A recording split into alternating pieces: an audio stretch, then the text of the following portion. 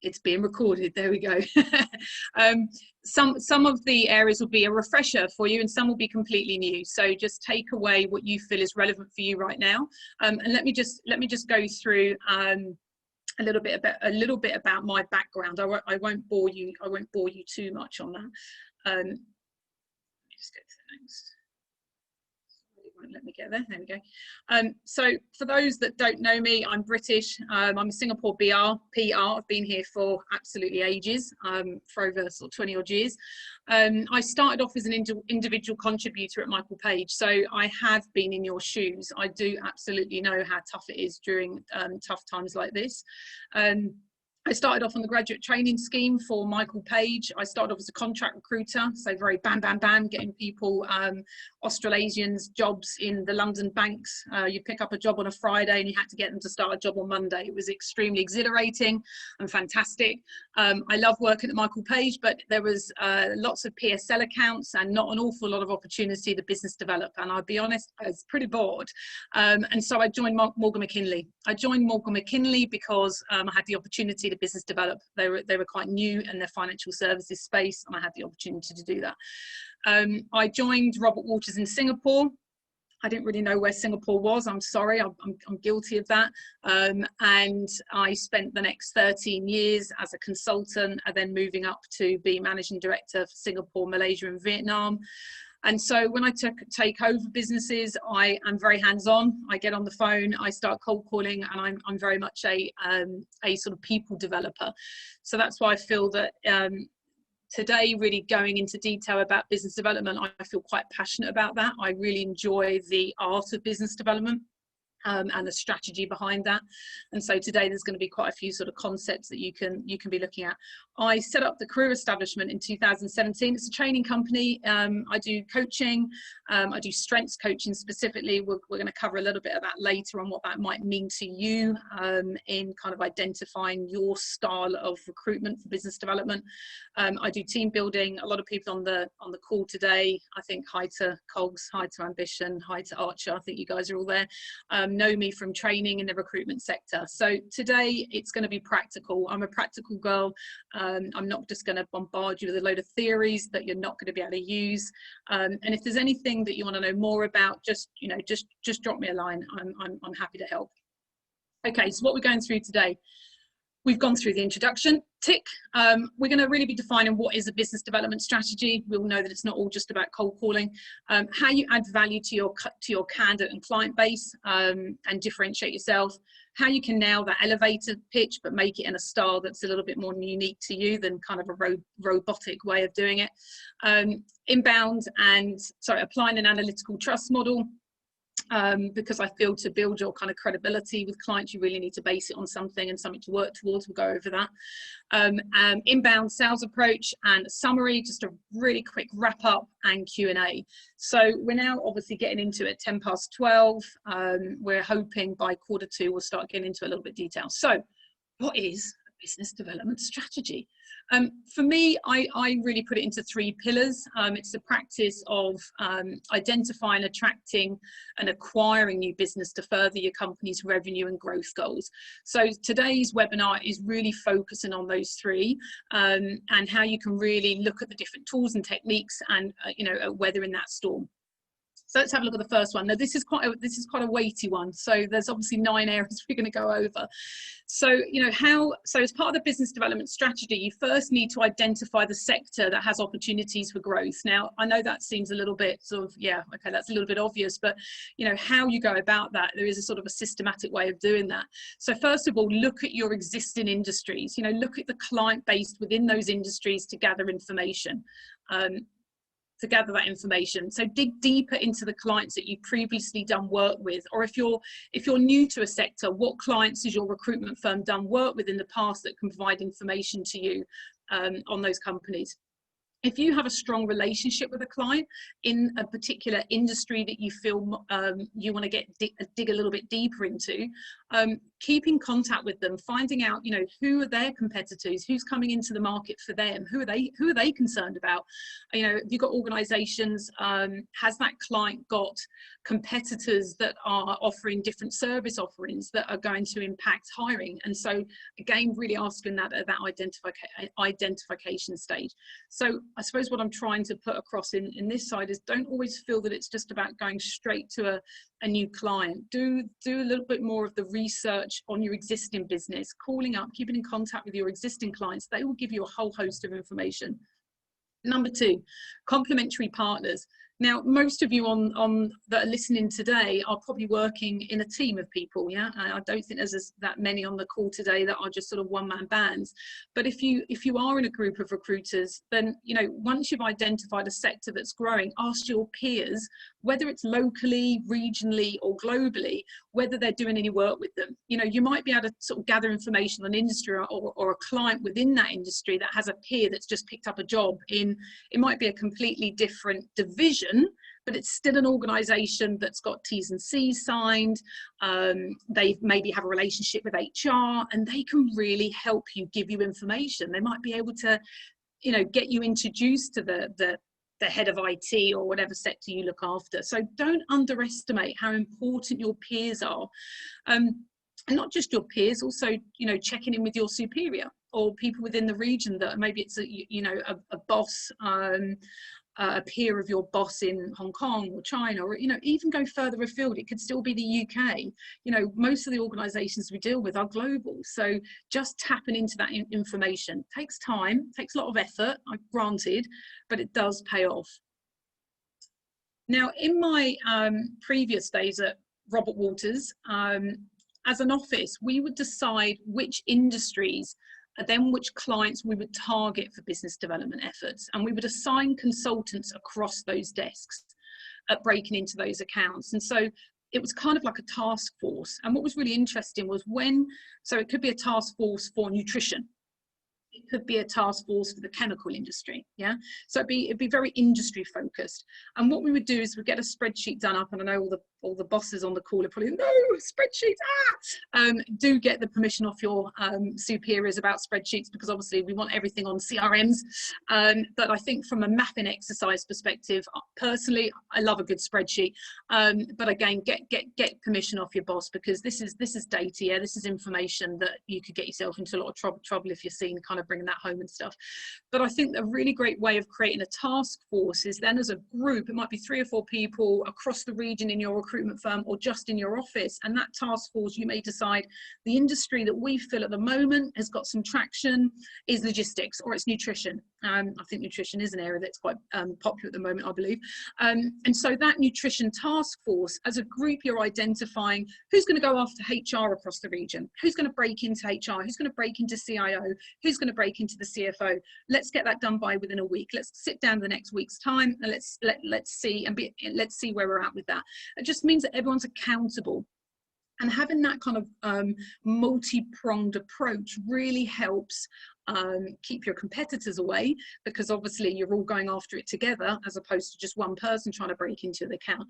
And what we'd also do is we would create an email list. And so this is the bit I really, really love. Is you have an email list that was created internally that would say nutrition industry. And every consultant in that task force would then be in that list. And so if I just got back from a client meeting with a major nutritionist company or a department in nutrition, I might say, I've just had a great meeting. This is the new service offering they're doing. They're doing dog nutrition. They're building their Hong Kong operations, la, la, la, la, la. It just means that information sharing, because one thing with business development is all about information. It's about research data that you can use to add credibility when you're breaking into those accounts. There was a hell of a lot of work you need to do before you pick up that call to a client. It's really great gaining that credibility. So if you don't have a task force, in place, my advice to you is to get one, because I think it's a really great way of breaking in. The next one I would say is number 3 is gaining market share from your competitors. Oh yeah, lovely. My advice is to focus on an industry that you believe has the potential for growth. So one way of doing that is to see where your competitors are making the money. I used to frequently hear from recruiters, and you guys may well agree with me on this. Sometimes you can sit there and go, there's just nothing there. There's no jobs. It's completely dead. There's no way I'm going to hit my numbers this month. But I sort of take a step back on that, and I really look at it as being, if you've got a competitor sitting in your local market, regional market, global market that is taking one job in that organization that you could recruit into, you just need to take that market share. It's just 1 or 2 jobs, all you need. So don't get too wound up on that. So a really good idea is to really get to know where your competitors are making money. Look at their websites for their jobs. Unfortunately, they do kind of give the game away. Sorry guys, you're all listening going, damn, I better change the way I put my jobs on the website. But sometimes they are really obvious. The way they describe the organization, it's literally sometimes cut and paste from the organization's website. So sometimes it's really easy to find out who the company is. Also a great way is asking your client, which recruiters do you deal with, and where are they, if you've got a good relationship with the client, where are they, how are they doing business. So I would really be focused on the competitor side.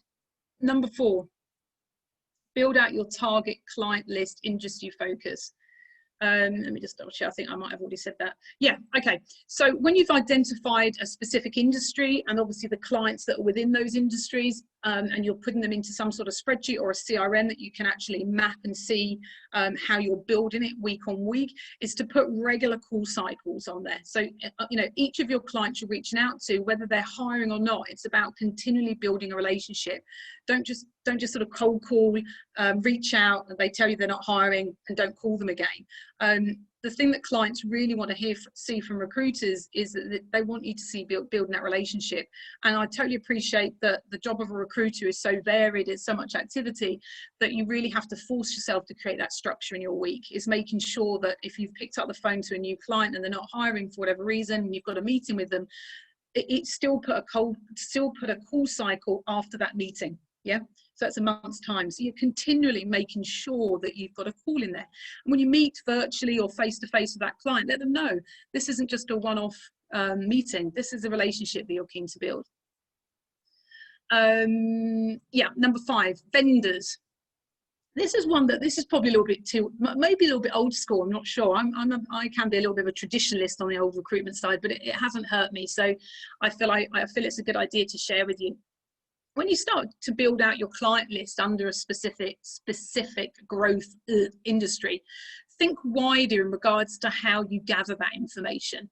So, when you're looking at vendors, and when I say vendors, it could be financial, what do we call them? Financial consultants, that are wealth consultants that are, approaching certain wealthy individuals or sectors to manage their money, or real estate agents that are looking at office space, maybe not right now, but, that are helping organizations look at office space. I used to have quite a lot of relationships with people that were real estate.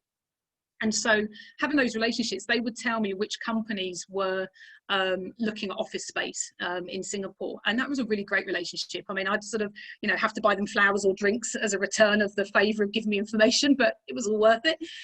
So it's just being able to look at what industries are also selling to your client base or to your industry. Think wide. It's not a direct correlation, but it leads you to give you information. Yeah, I mean, right now, office space, granted, not so relevant, but again, just getting you to think about building relationships with people that could also help you, give you information. It could just be a phone call, but at least it's giving you information of sectors.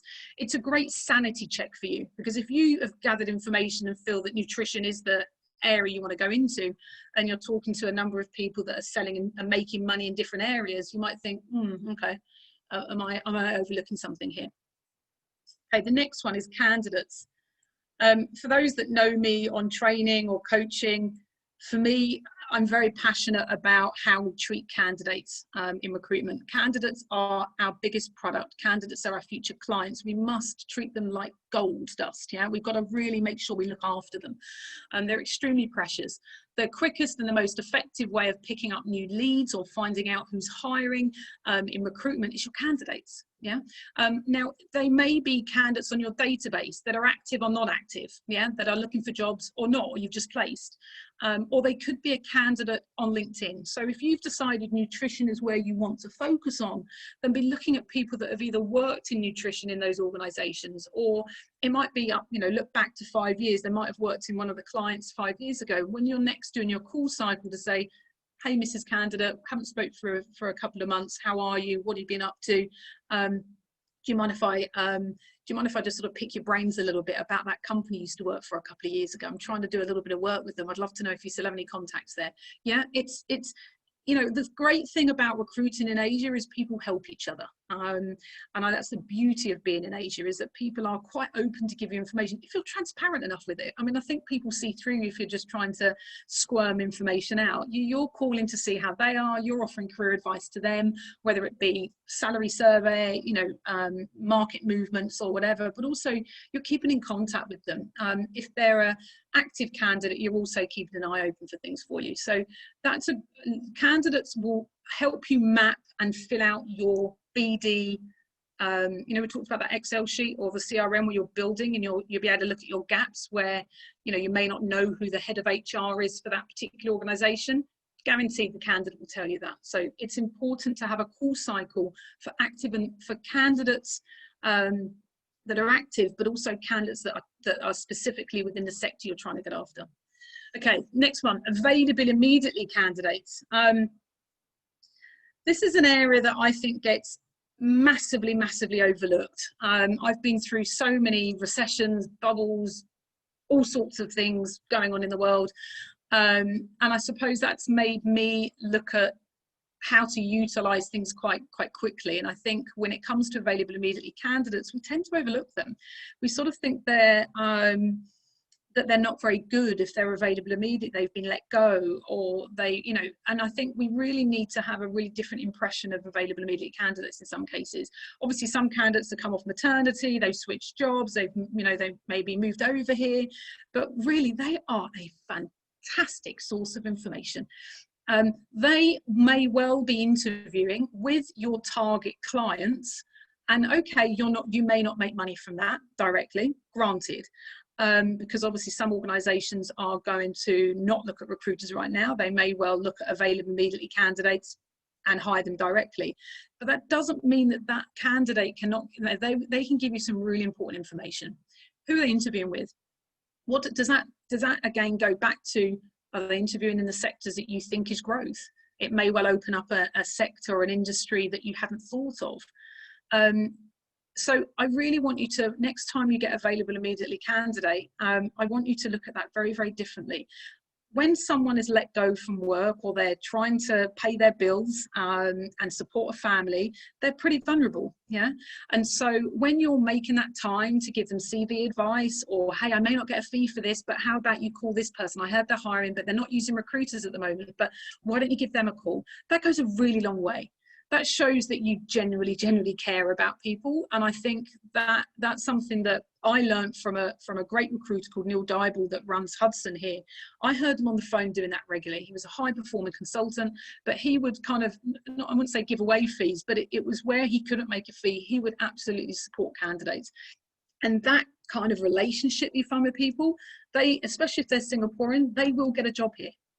Right? They're going to be in an organization. So again, it's a great source of information on where they're potentially hiring.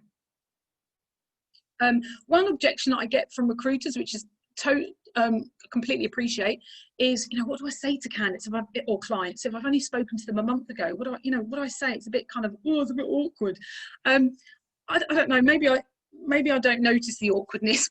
Maybe I'm a bit too thick-skinned for that. But for me, I think it's, again, I'm going to go through this quite a bit. It's about valuing what you do. And when you're calling up a candidate and saying, hey, I'm, you know, we spoke about a month ago, I hope you don't mind, I'm checking in again. I just want to see how you're getting on. You mentioned you were still looking for work. How's that going for you? I know I haven't necessarily had the roles for you in my portfolio, but how you tracking? How you getting on? And that really, you know, it is an exchange. And so again, you're picking up information. And I hope this doesn't be perceived as you're gathering loads of information on these from these poor candidates, but you are, again, getting an idea of which sectors are hiring, and it will help you with picking up roles and job leads. Tools. I think I might have already said this already about the tools. You know, using a CRM or customize a spreadsheet. I've said it already, it's just really important. I personally believe when you're trying to find your gaps when you're business developing and market mapping, you can't see that very well from a CRM. It's sometimes easier to see it in a spreadsheet. So when you're doing your task force, you can see where you haven't broke into yet, and either yourself or someone else can help you get into that. But again, be very mindful. Please let your bosses know you're doing that. Joining groups. Groups are a great way of gathering information. Now, at the moment, there's a load of virtual ones. I think there's an organisation based in Singapore called EGN. Can't remember what executive, I've no idea what it stands for. I imagine it's Executive Something Network. I'm sure someone's going to message me on the chat now and tell me what it is. And that's a great organisation that's now converted to doing it all virtually for obvious reasons, but they're getting all the senior heads together. It costs a bit of money to join. But again, it might be something as an organisation you want to try to jump on, because it's a network that, again, you can kind of leverage off. Obviously, group-wise, LinkedIn, obviously, Carmel, I'm going to say that right, because this is all part of LinkedIn as well. There's some great groups on there. Really focus on which groups are relevant for you, because obviously being connected to that on LinkedIn, you're going to get lots of information coming out that, again, you can gather information and see whether it's the right target client for you. Schedule time to research, conduct the calls. I'm going to go on to that in 1 second. Okay. So let me go to, so scheduling your time to map your market. Now, something that comes up a lot is, oh, come back. Something that comes up, I think I've got like a ghost in here that's sort of wiggling around with my mouse. Something that comes up time and time again with recruiters is not seeing the importance of allocating time to research and map a market. I think we all just have to realise as recruiters, or me as an ex-recruiter, is it's not all about the cold call. To make that cold call really successful, we've got to spend a hell of a lot of time researching, mapping, calling candidates, calling clients, finding out information, what's going on, what are the salary movements, who's moved where, what are the new service offerings with our clients, what are those strategic goals that organisations are doing, that because we want to know about this.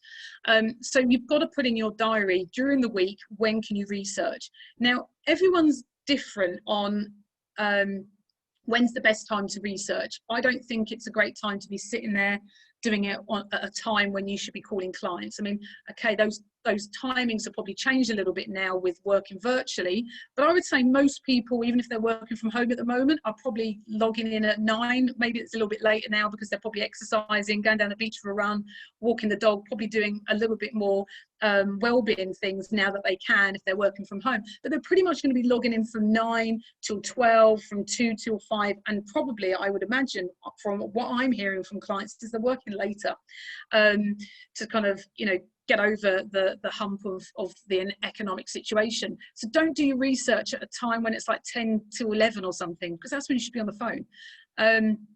I always love 11:15. I don't know why. I think they've probably got a coffee by then. They're sitting there, and to me, everyone's always happy at 11:15. I certainly am happy at 11:45.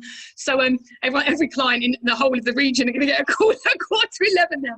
So my point is here is just put in your diary, schedule that time, treat it as religious, that this has to be put in for you to achieve successful relationships with clients and help you map your market and gather leads. Is schedule that.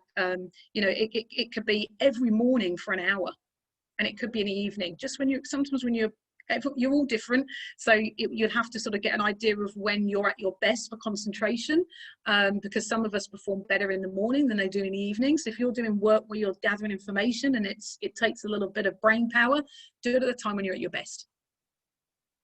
Okay, so we're going on to the second and third pillar now, which is attracting and acquiring new business as part of your business development strategy. So to do this successfully, you need to focus on 2 sales approaches. Inbound, which is, if you think about your company website, the SEO, your blogs, your webinars, your white papers, your ebooks, your articles, yeah? And the second approach is, you know, your cold calling, which we hope by the end of this webinar, it's more warm calling and things like your email. So we need to be looking at these 2 sales approaches that really serve the purpose of being able to have a really successful business development strategy. Okay, so what is an inbound and outbound? So to be a consistent oh, it keeps kind of jumping. So, I think my house is definitely haunted. So to be a consistent biller in this market, achieving, you know, maybe 2-3 placements a month, whatever targets you're measured on, you need to generate leads consistently. To do this effectively is to really look at both of them. I think sometimes recruiters can, and I think maybe sometimes it's come from above, of maybe bosses sort of, you know, get on the phone, call clients, and yes, that's the outcome, absolutely. You're going to get, you getting on the phone and picking up roles is the most important. But actually, to make that call a warm one, is we need to work on inbound. Inbound, we're going to do at the end of the presentation. I'm going to go a little bit more on outbound, but we really need to focus on paralleling those strategies when you're doing your business development. Because if I'm doing a cold call to a client, and I've just done this amazing webinar that really resonated with a client of mine, and I might have just dropped them a LinkedIn email and said, hey, love to give you a call next week. I've just done a webinar that's in line with your well-being that you were talking about the other week. Great, right, it's warm. I've connected it, yeah? But I appreciate inbound takes a long time, and it can cost money. So let's have a look at outbound. Now we're going to do something interactive. So don't worry, we're not going to put the cameras on you. Don't worry, if you're all in your PJs, that would be a little bit embarrassing. But what we are going to do is I'm going to get you to use Annotate, which I'm not sure if you're familiar. This is where you get to write all, you know, wonderful things on here. So no swear words, please. Well maybe actually, if you hear the question. So what word best describes how you feel about cold calling? So I'm going to view options here. I want you to view options on your screen and click down, and you'll see Annotate. Is that correct, Carmen? Have I given the right instructions?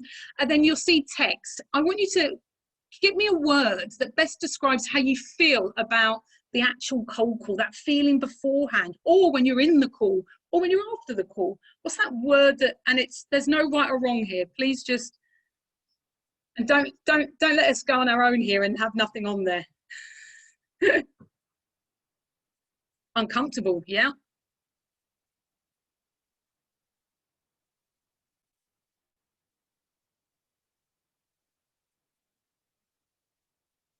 Come on, everyone, wakey, wakey.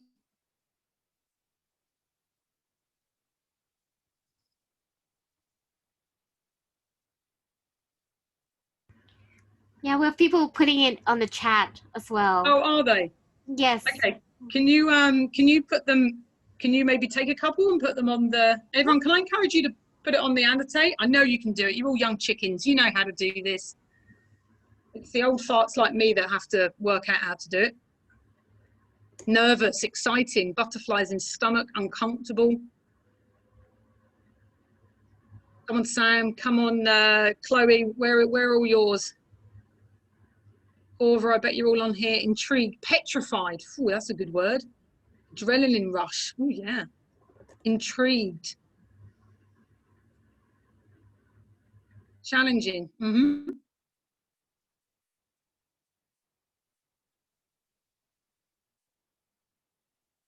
Okay.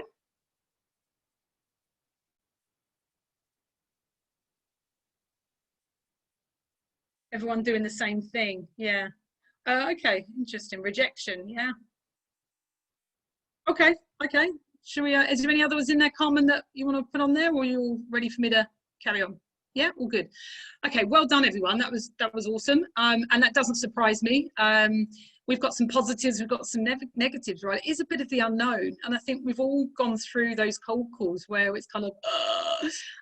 What I really want to sort of ram home today is that we all will view something like cold calling very differently, because we're all unique. Yeah, we're not all the same.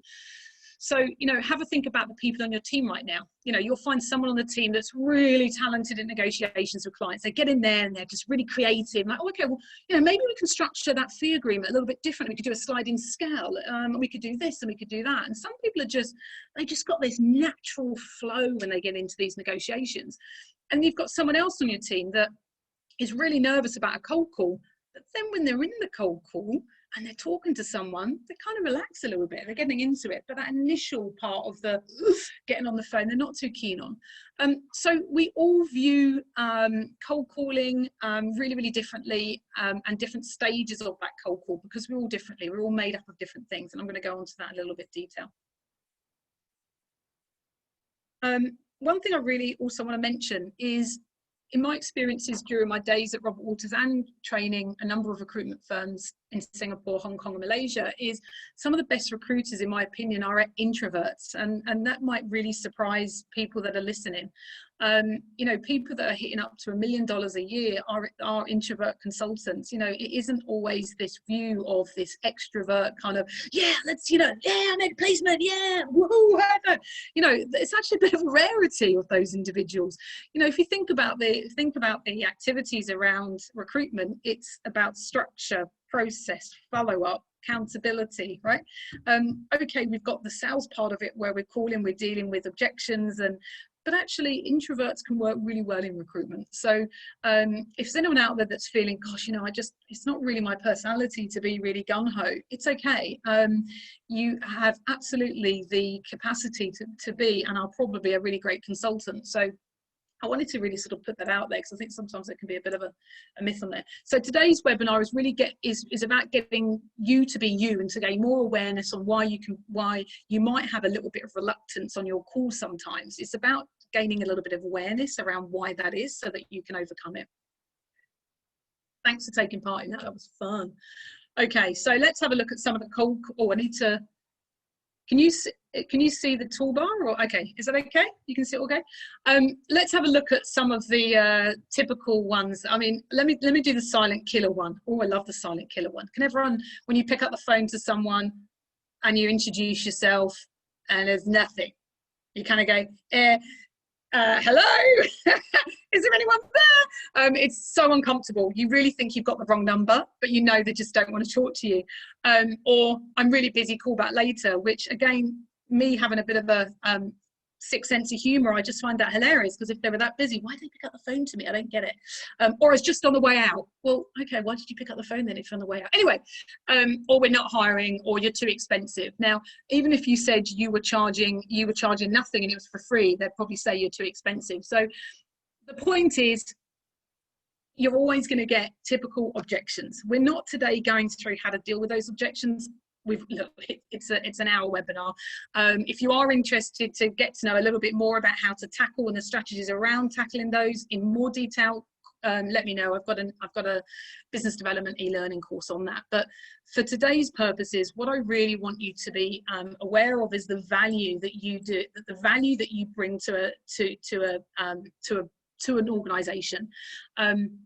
Value what you do. Don't accept any of these objections. These are just brush-offs. You know, we all know what it's like to be sold to. You know, when you get the phone call and you know it's from certain parts of the world and you know you're going to be sold to, and you're kind of going, oh God, here we go. Oh God, no, I don't want it. It could be selling me something absolutely fantastic, but no, I don't want it. No, I'm not interested. So we just don't like to be sold to. And so these are the natural reactions that just splurt out. And so for us as recruiters, it's about being able to ask those questions and really be proud of what you do value, so that you don't look at this and go, oh, okay, I'll call back. It's about questioning. Okay, let's go over valuing what you do.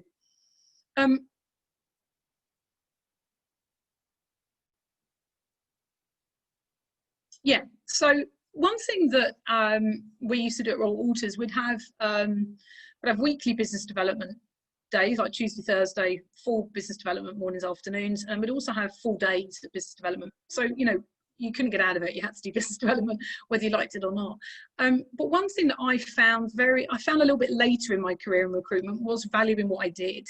And it was only until I started to be able to produce data or information, or even peers that were producing that information that I could use, you know, whether I put together a little salary survey of, you know, what people were earning at a certain level and put it on an Excel sheet and made it look nice and pretty, but it added value. It told clients what was going on in the market, or people movements that may not be you moving those people. And I know one of the HR recruitment firms, Chapman, I believe, they would, and I don't think it was all their placements, it was all the HR movements that were going on in the region. They would put a document together, and that's lovely.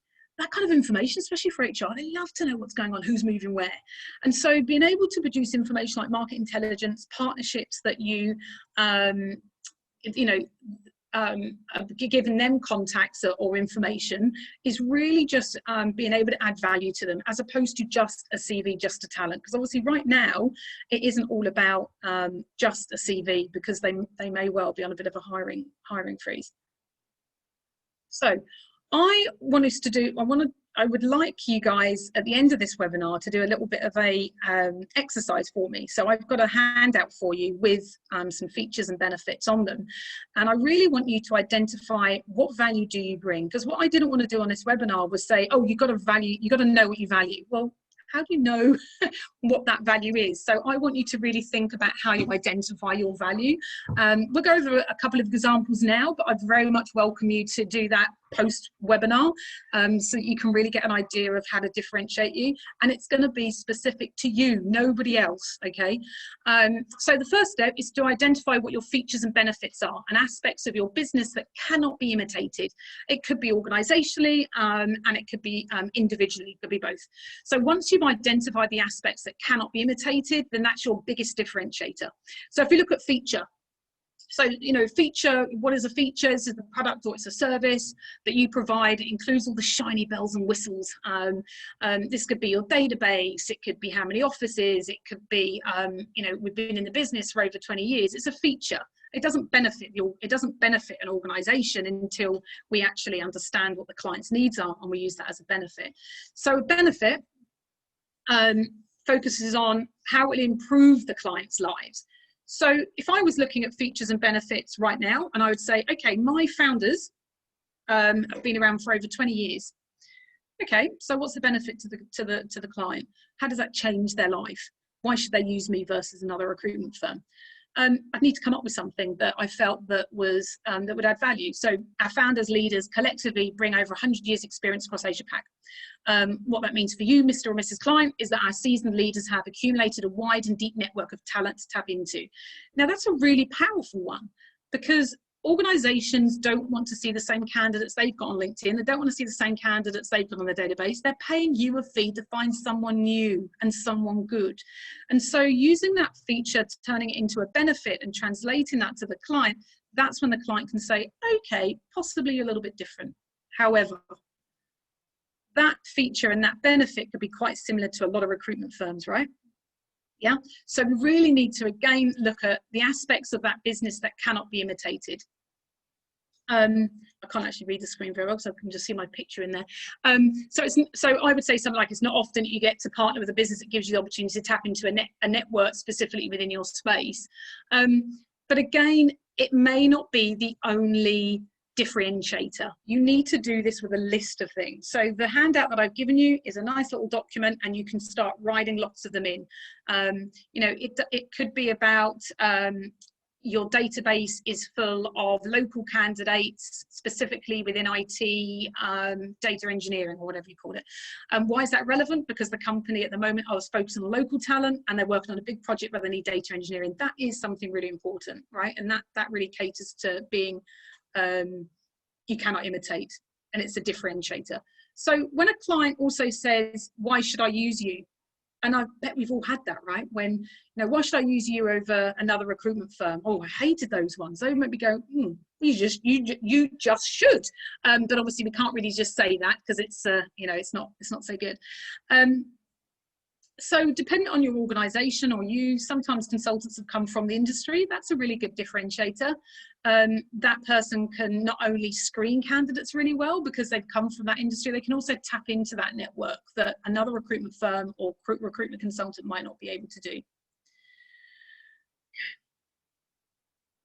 Now, one thing that let me just double check something. Okay, let me just go back. Okay, so I want you to think about what's special about you, okay?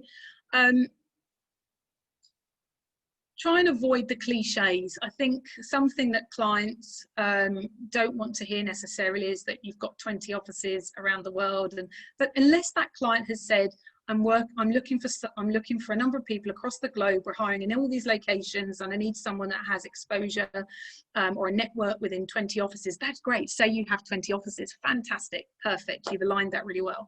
But really try and avoid going in on when you're doing your introductions, or that you've got 20 offices, and even sometimes that you specialize in a certain sector, because if you're talking to HR or talking to a C-level organization, they're not always that interested that you're a specialist in that, because actually everyone's saying they're a specialist, aren't they?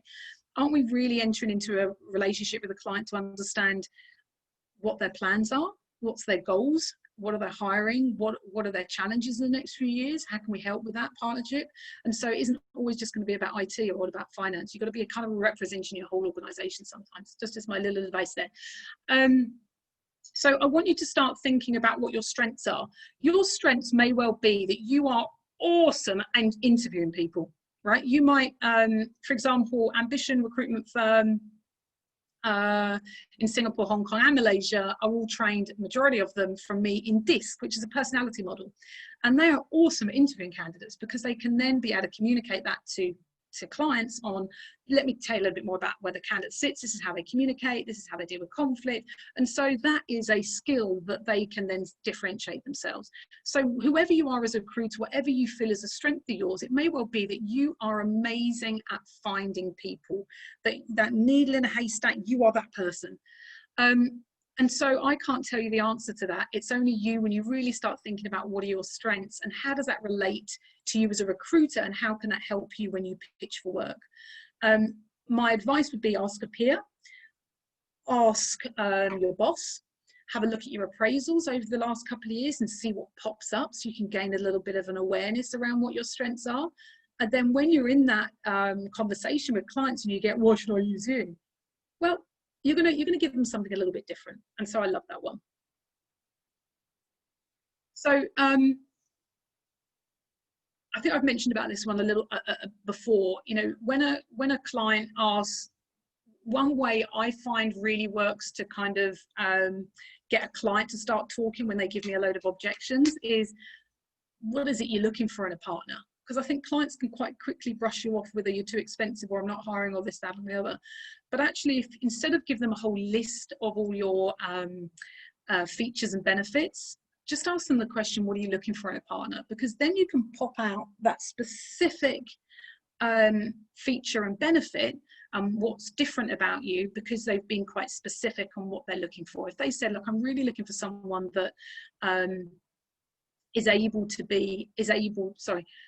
I'm looking for a consultant that is someone that is able to screen candidates more effectively. I'm finding that the CVs that I get, they haven't checked them, there's no summary on them, I feel I'm just getting a general write-up, I feel like I'm doing the work for them. Well, that is a great opportunity to then pull out, let me tell you about the training that we've had in competency-based interviewing. You know, it's those kind of examples and that you can give of what you've done with other clients or what you've been trained to do gives you that little bit of an edge. And if you haven't had experience in doing that, then go out and get skilled in those areas. So it does differentiate you. Yeah.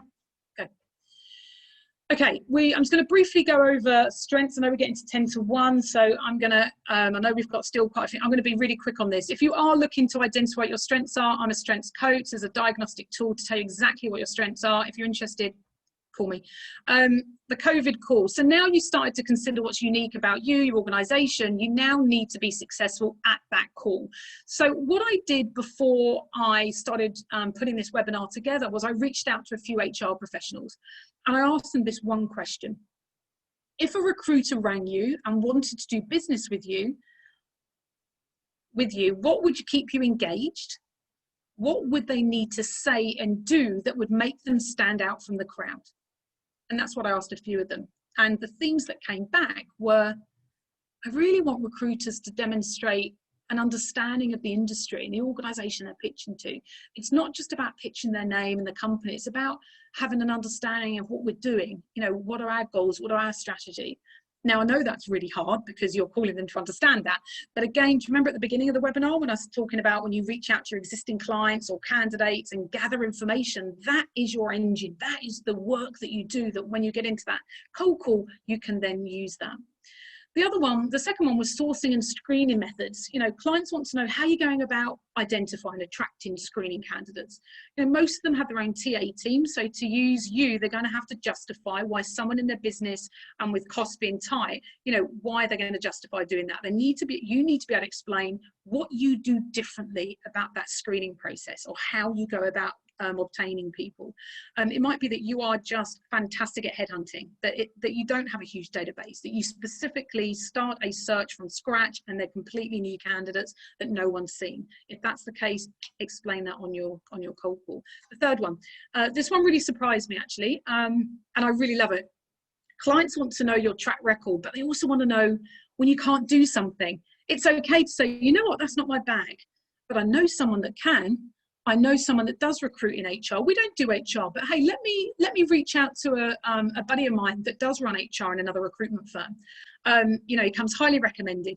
Now that is really building trust, and I know all the recruiters out there going, no, don't do it.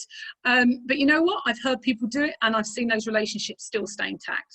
So this is what your clients are looking for. This isn't from me. This is what. So as you can see from that third one, credibility is really key to say, no, you know what? I don't know the answer to that, or but I'll find out for you. That's a really interesting question. Or let me refer someone to you. So credibility is key. So let's look at how we break that down.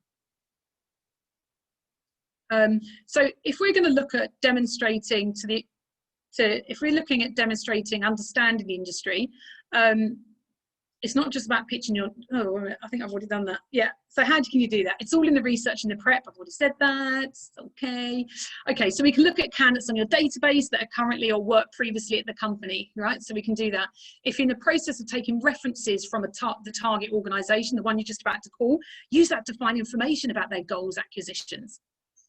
Candidates on LinkedIn that are sitting within that target company. If I know I'm going to call BASF up next week and never spoken to them before, I'm going to speak to a load of candidates on LinkedIn that have either worked there or have recently worked there or are currently working there to gather some information. Research, diarising every day, looking at posts, looking at industry, looking at articles or posts that the organisation that I'm targeting are releasing. It's a great opener when you're calling a client and say, hey, I saw a post that you recently put up about XYZ. That really resonated with me, whatever that might be. Next one is sourcing screening methods. I think we've gone over that. I think I've already kind of briefly said about the screening methods. Why are you different? Are you using AI to source and screen? Have you got a track record? Are you screening candidates using specific tools? I love this one, very hard to do. Can you actually give data to an organization to say the people that we've placed last year are still in those jobs? Whoa, that's pretty powerful, isn't it? That's really powerful. They're going to pay a fee to you and they know that those people are going to stay and be productive and be engaged. That's top talent. How do you attract talent? However you're doing that, I mentioned before about the headhunting. Okay. So capabilities. List your personal team, company track record. If you don't have a track record, as in you're a new bunny rabbit, that's okay, right? They can see on LinkedIn that you're 10 years old. That's fine, right? You can't change the fact if you're 10 years old. It's okay. But what you can do is say, let me tell you about the capabilities of my team. Let me tell you about the track record of us as a business. And you're right, I am new, and I'm excited about the opportunity of working with you, but I will be working very closely with a colleague of mine through the process. It's okay. You know, we've all started off in junior roles, and so it's okay if you don't personally have that track record. I've already mentioned that one already. Okay, so elevator pitch. I'm a little bit sticky about this one. I know there's loads of training about elevator pitches. I've seen them on YouTube. You know, it's all a bit too American for me. I'm sorry. It's just a little bit too out there. I personally find just be really natural is, yep, you'll say your name. Area specialization. with the company, can I just say, if it's a name that doesn't make it obvious that it's recruitment, mention that you're recruitment. You know, if you're saying, yeah, I'm calling from Akron Partners, it can sound like a law firm. Hi, I'm calling from Akron Partners. We're actually a recruitment firm. And get straight into the reason for your call. I would sometimes put specialization in, sometimes I don't, just because otherwise it's just such a long pitch. Ask questions. I think that's a really important one, is create that conversation quite early on. I noticed on your website that you're hiring for a role at the moment. I was really keen to find out how you're getting on with that. Open-ended questions, not closed ones that are going to get them off the phone. And hopefully they're not doing the silent killer that you don't know what's on there. Deal with your obstacles, sell your services. But if you haven't got capabilities somewhere, then get back to them with someone that can help them. And then the post follow-up. So the types of questions that you can be asking, especially during these times, you know, you've probably been inundated with calls from recruiters after you've posted the recent job posting. I wanted to see what the response was like so far your end, or I've been recruiting in this space for a few years now and looked at LinkedIn. We've got a few shared connections. I'm keen to arrange a time for us to meet. The purpose of the meeting would be to da-da-da-da-da. Now, you can change this up. Sometimes when I love to put the word future hiring needs. I didn't say hiring needs. Even when the market's great, I never say hiring needs. I always say future needs. It takes the pressure off someone. People don't like to be sold to. But and when a client comes back and says, I'm just not hiring, you can call HR, I always use the humor. I say, yeah, but if you move jobs, would you only want to meet HR, or would you like to meet the line manager? Right? We all need to meet a line manager. We can't all meet just HR. So get in the habit of just practicing with a colleague, doing role plays, constant objections and how you're dealing with them. Again, I have a training course that specifically focuses on this, but for now, if you're not looking at that, I just encourage you to practice the objections, but use questions to get them talking and relaxed. COVID questions. Has your business been impacted by COVID, or your team? How have you managed working from home? And this one's really important. We've all faced challenges working from home, especially if you're got kids at home and you're trying to juggle them and you're trying to get food on the table at lunchtime and all those wonderful things.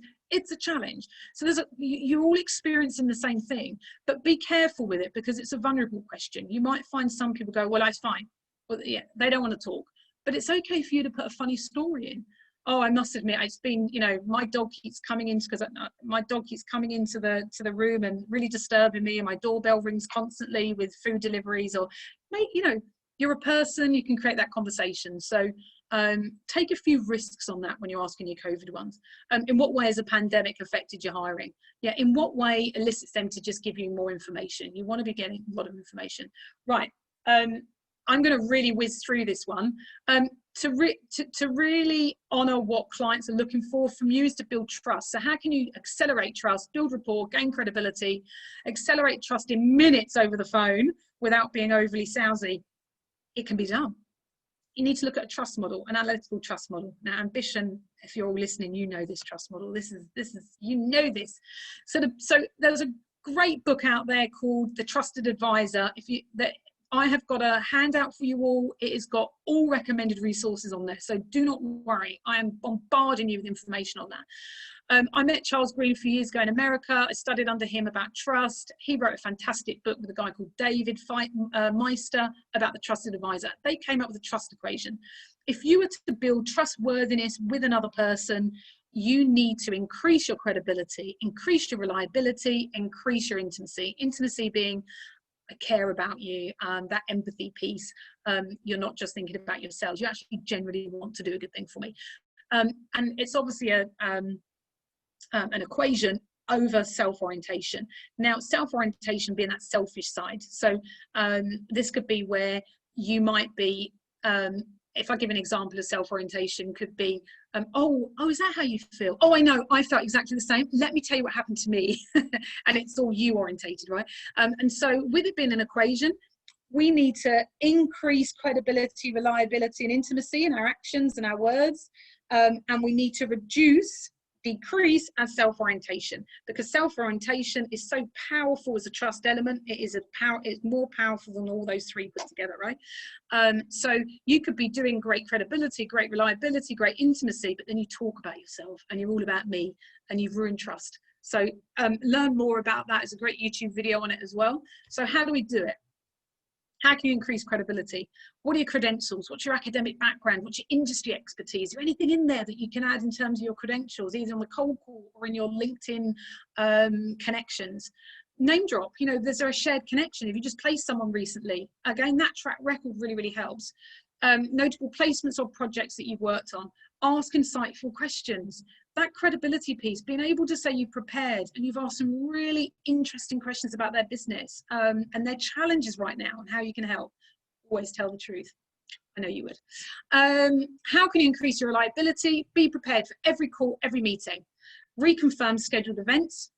Be responsive. If you said you're going to send CV by Friday, you send a CV by Thursday. Explain your turnaround times on projects. If things have changed, let them know that that's changed. If it's harder to find candidates because of unforeseen circumstances, check in, let them know that. Don't let them call you about it. Create brochures or white papers with a consistency around your brand. Intimacy, ask something personal. Have your family cope the last few months? Risky, vulnerable, but worth it. Display the empathy. Don't interrupt. Listen. Engage, lean in. Don't gossip, honor confidentiality. Don't name, you can name drop if you're allowed to name drop, but don't gossip because they'll know you'll gossip about them. How can you decrease your self-orientation? Find out what they're looking for in a partner. Be willing to make a referral, cultivate an attitude of curiosity by asking good questions, show you care, and keep the focus on them, not you. So I'm going to really whiz through the inbounds. The inbound was the last one. Do you remember when we were looking at website and blogs and things? Ways that you can, not just from the cold calling, ways to make your clients know about you, create a warmer call when you call them up for the first time. Do a webinar like this on a topic that maybe will resonate with your client base or the industry you're trying to break into. Same applies for outplacement projects. A lot of organizations are letting people go at the moment, offering to help people with their CVs or getting them back into the workforce. Salary surveys or market trends, white papers, articles. I know there's a lot of articles out there at the moment, you know, top 5 ways to nail an interview. They're getting a little bit boring now. So again, try and do things that are a little bit innovative. Hosting or being a guest on a podcast. I run my own recruitment podcast called Talent Talk Asia. You know, it's doing things a little bit different. And some of the recruitment firms, I think Cobalt, they have someone over there that does recruitment. There's another guy called Efrain Jones at 1010 Partners or 1010 Recruitment Group. He has his own podcast on cybersecurity. So if it's kind of you, if you love that kind of thing, you love communicating with people, that might be something you could look at. So, wow. We're almost near to the end, wrap up time. You've gone over inbound, outbound sales approaches, the benefits of applying both strategies when you look at generating new business. You've looked at identifying your features, your benefits, and what's unique about your company, and you'll be able to do an exercise on that on the handout that will come to you. We've covered strengths, finding out and identifying your own strengths, asking peers, bosses, or reaching out to me to do a Clifton Strengths Talent Assessment.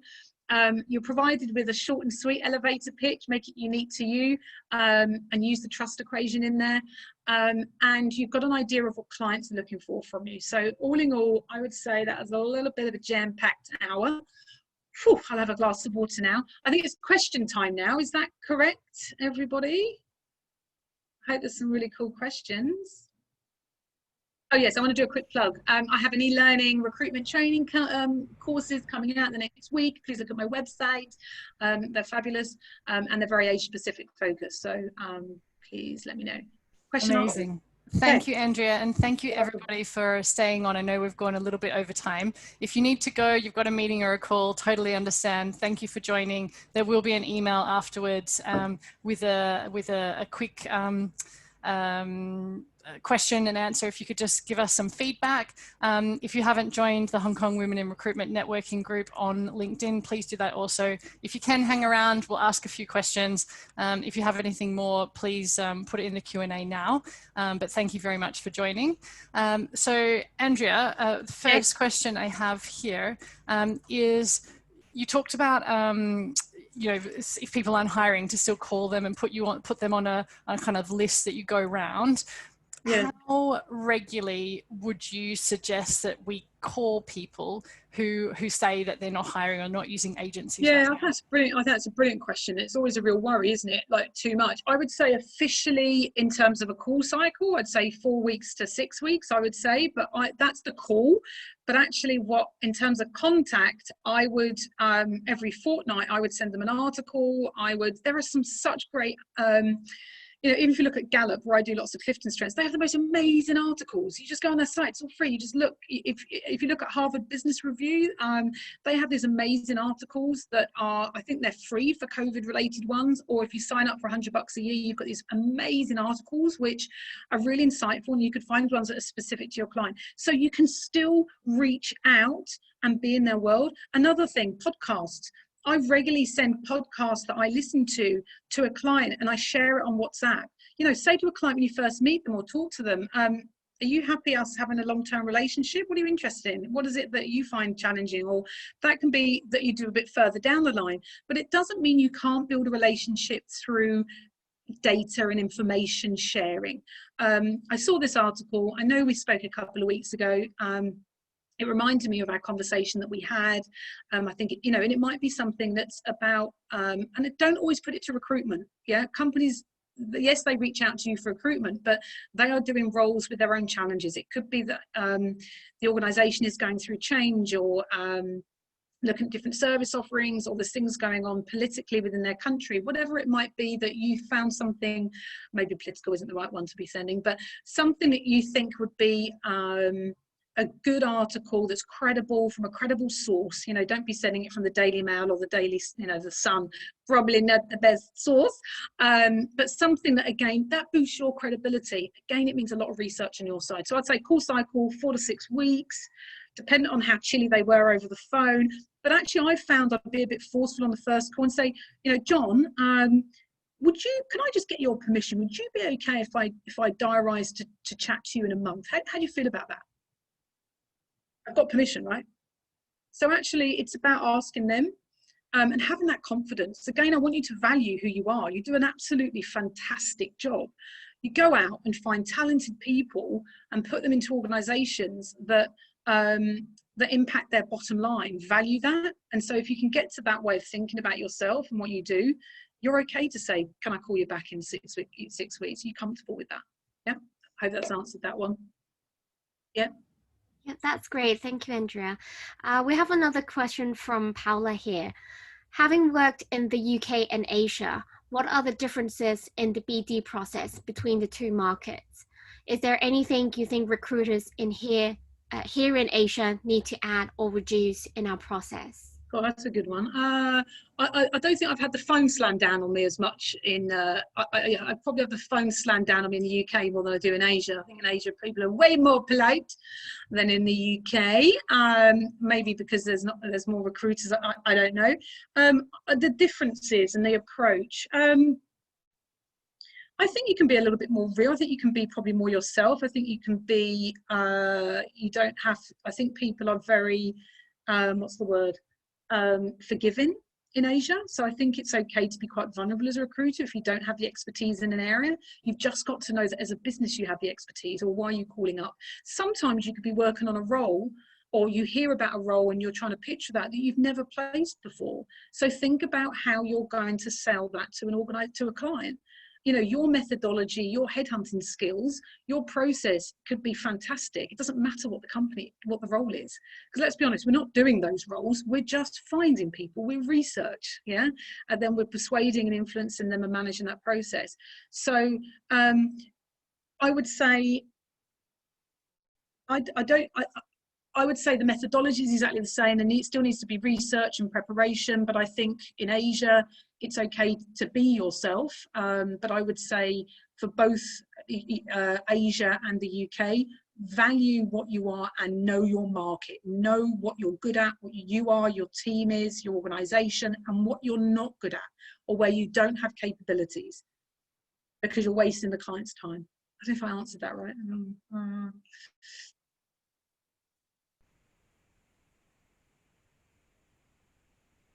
to this person. They said they're new to BD and Okay. they're currently building relationships with senior candidates on a cold desk here in Asia. They want to know, at what point do you think they should flip that conversation to monetize it? So to flip from a candidate to a BD call. Oh, okay. So they're not calling clients at the moment. Their strategy is to be calling senior candidates and build the relationships there. Okay. Exactly. So you're probably doing it virtually as well. I mean, I think most places you can meet people now, so I wouldn't hide behind the virtual thing anymore. We can start meeting people now. I think it's about what you bring to what you bring. You should start to convert them as quickly as you can, if not even the first conversation. Use your words wisely. You don't always have to come into that initial conversation with a senior candidate and say, oh, I'm just looking for what roles, sorry, they're speaking to a senior candidate because they're looking at them from a candidate perspective, but really they want to see if they're hiring. Yeah, okay.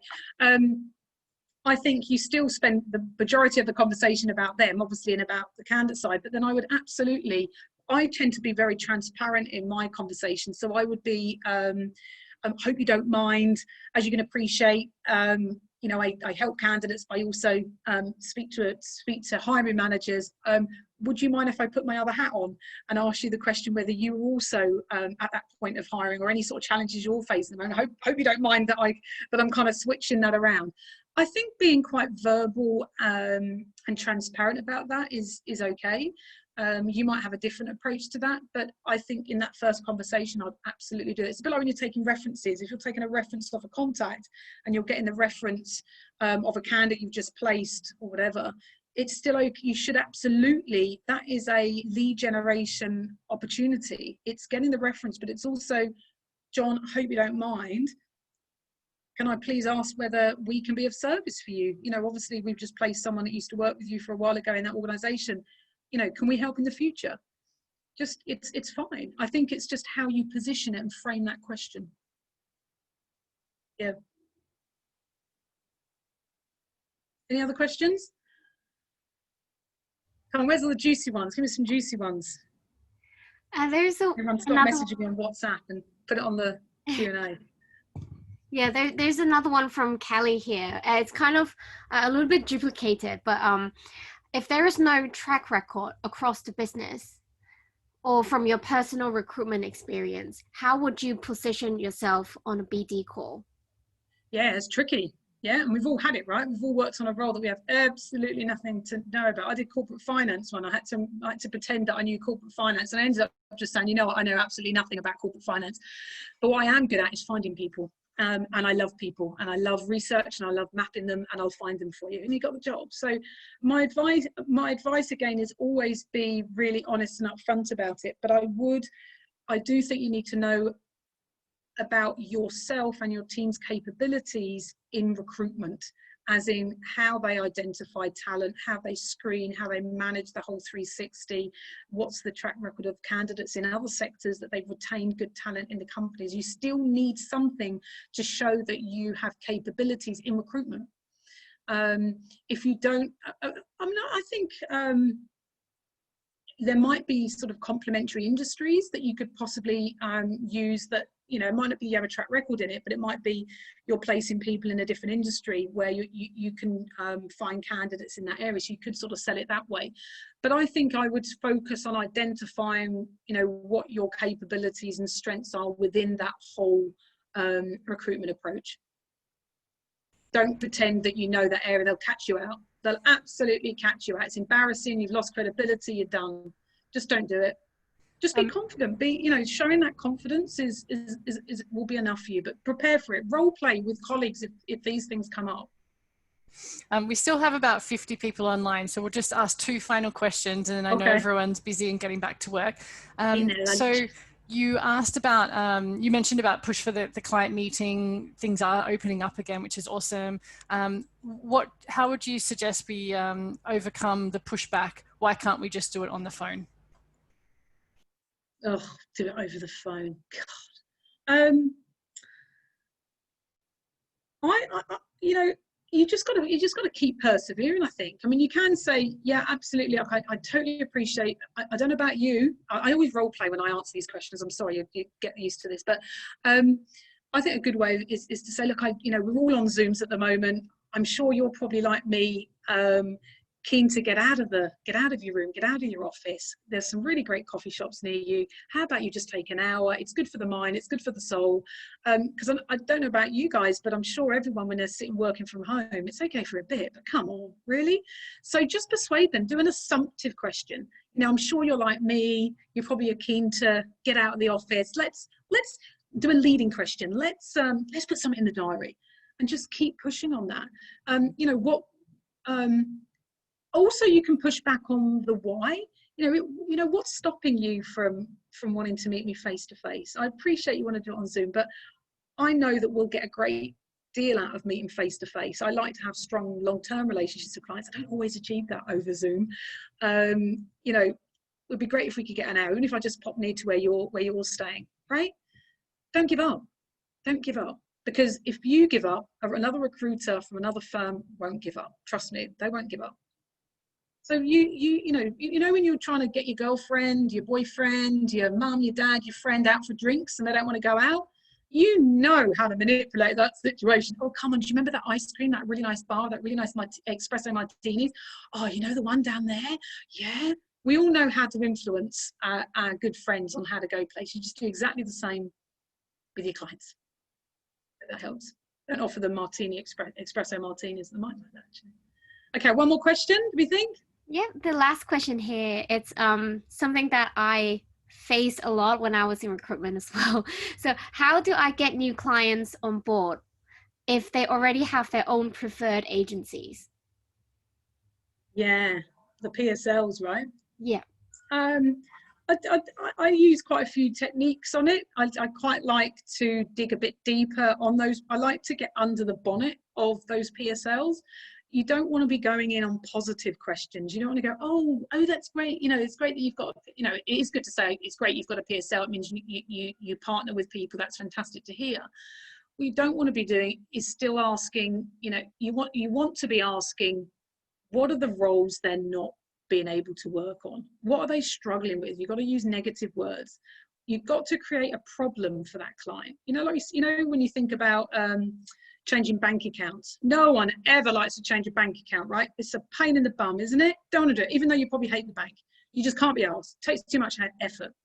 So it's kind of the same thing, really, when you're dealing with a client. You've got to create a problem for them.